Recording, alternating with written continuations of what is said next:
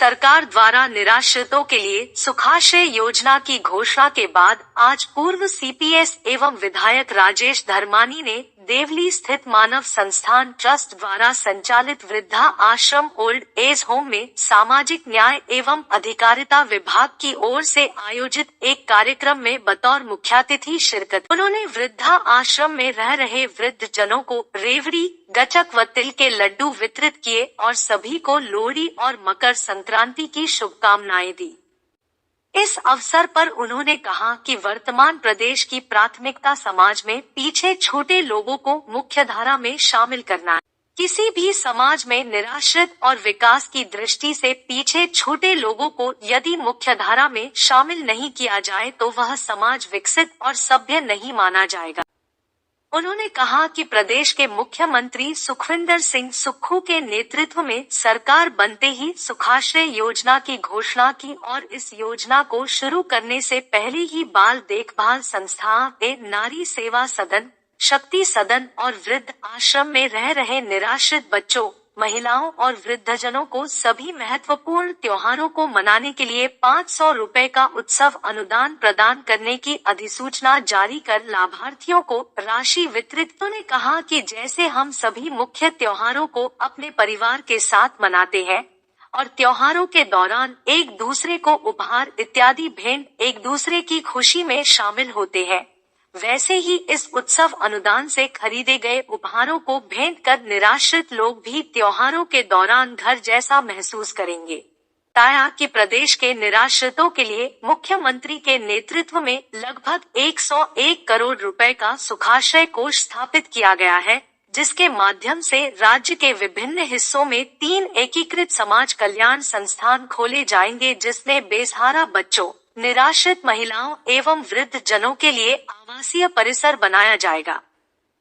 इन परिसरों में यह सभी लोग इकट्ठे रहकर घर जैसा माहौल की तरह जिंदगी जी सकेंगे और सुख आश्रय कोष की सहायता से जरूरतमंद बच्चों एवं निराश्रित महिलाओं को उच्च शिक्षा प्रदान की जाएगी। उन्होंने कहा कि engineering college, IIT, NIT, IIT, IIM, polytechnical संस्थान, नर्सिंग एवं डिग्री कॉलेज आदि में ऐसे बच्चों को उच्च शिक्षा और व्यवसाय कौशल विकास शिक्षा पर होने वाले खर्च को प्रदेश सरकार वहन करेगी। इस योजना की शुरुआत में सभी कांग्रेस पार्टी के विधायक अपनी ओर से 1-1 लाख रुपए की राशि देंगे।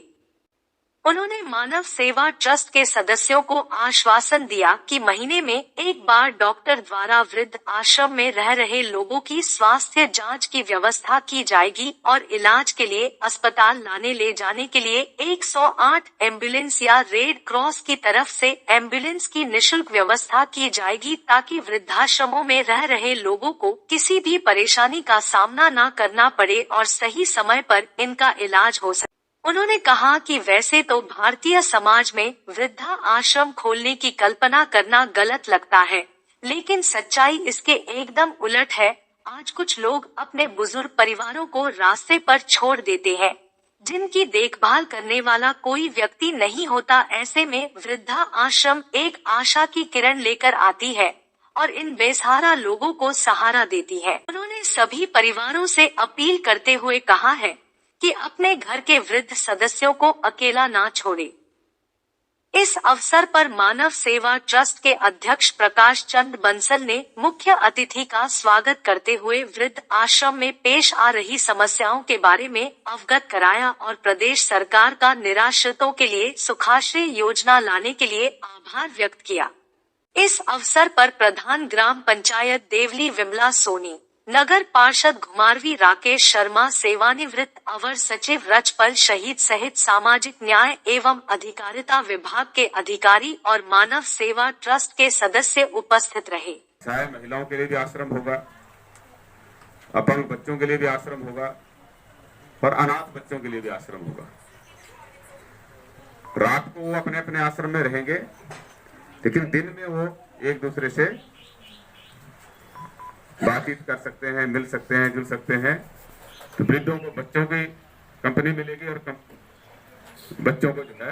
वो आपका आशीर्वाद प्राप्त करने का मौका मिलेगा। तो एक परिवार की तरह रहेंगे। उसके ऊपर कार्यक्रम करना शुरू किया है। उसमें उस कार्यक्रम के ऊपर काम करना शुरू किया। और दूसरा, उन्होंने ये कहा कि जो इस तरह के असहाय लोग हैं, जब कोई त्योहार पर्व आता है तो उनको ये महसूस नहीं होना चाहिए कि उनके पास पैसा खर्चने के लिए नहीं। वो भी बाकी सामान्य लोगों की तरह जो साधन संपन्न लोग हैं, वो अपने अपने स्तर पे जिस तरह से त्योहार को मनाते हैं, उसी तरह से आश्रमों में रहने वाले लोग भी मनाएं और खुशी उल्लास का गोया है आप सामने बैठा कि बच्चे बड़े होकर